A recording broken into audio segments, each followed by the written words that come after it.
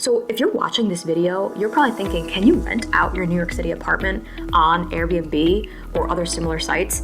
So there's a very, very short answer to this. And quick answer is no.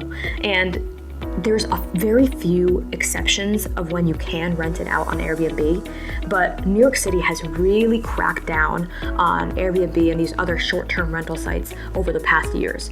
Now, you might be thinking to yourself, okay, Lauren, but I go on Airbnb and I see a bunch of places in New York City listed on there. Like, what are you talking about then? So you are allowed to rent out your apartment in New York City, but you have to be in the unit when you're renting out the apartment. So say you have a 2-bedroom and you choose to rent out 1 bedroom while you are staying in your other bedroom and the guest is going to be there while you're there.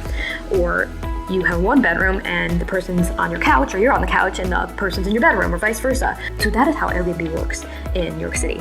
Now, this is very, very new. As of 2023, this is like a new thing that's being regulated as we speak right now. So there was a time where you could rent out your property on Airbnb or other sites for a certain amount of time, but your building had to approve of it, and also you had to meet other requirements based off zoning and things like that. Now, even though the city of New York is allowing you to do Airbnb or other sites like that in that capacity where you're still in the unit, you still might have an issue doing that with your actual building. So you always need to check with your building, your landlord, your lease, because in New York City, they like to make things really complicated, and a lot of places, a lot of buildings, a lot of landlords just do not allow it.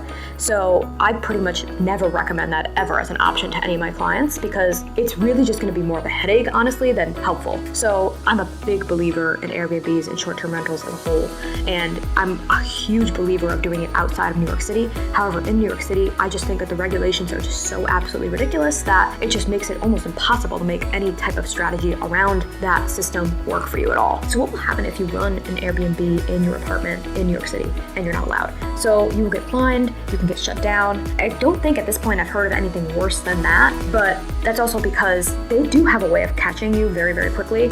And typically if somebody's getting fined or shut down like that, they're gonna kind of give up and they're not gonna keep doing it in like other locations or something like that. So I feel like that's the worst I've heard of, but at the same time, like, it probably doesn't make it worth it for you to put your home up on Airbnb, not make that much money, and then get fined anyway. So it's kind of like, what's the point? Now, if you have met all the requirements I talked about at the beginning of this video and you still want to do Airbnb or other short-term renting, now you have to register with the city of New York City. And I also want to be clear. So when I say short-term renting, now that refers to anything less than 30 days. So if it's over 30 days, like a rental that's over that time period, it would then be considered like a mid-term rental. And then you're probably talking about like a sublet or something like that. So that would be different than what I'm talking about in this video. So I hope that answered your questions on Airbnb and just short-term rentals in general. I honestly wish I had a better answer for you guys, because like I said, I'm a really big fan of the site. I'm a really big fan of the concept, but I do also see it from New York City's point of view where they're cracking down, because when you live here full-time in New York City and you're in an apartment building, you kind of would hate to see tourists and people staying for 1 night, 2 nights, coming in and out of your building at all times of the day, because you then feel like you live in a hotel building, which nobody really feels at home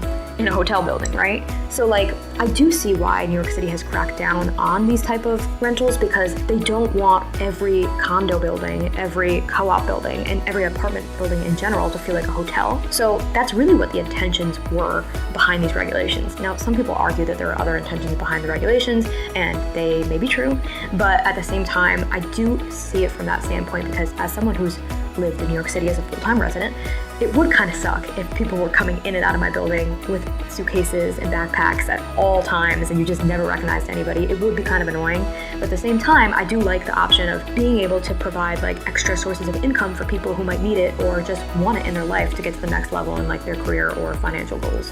So I see it from both ends of the spectrum here.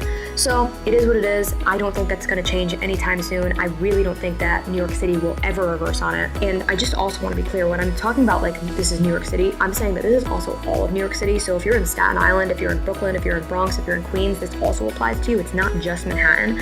A lot of people assume that this is just Manhattan, but these rules and regulations apply to the whole city as a whole. So anything encompassing New York City.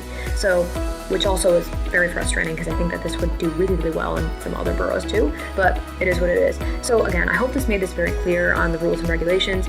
If anything changes in the future, I would definitely love to make an update video. Hopefully it'll be positive, but I kind of highly doubt that it will be positive.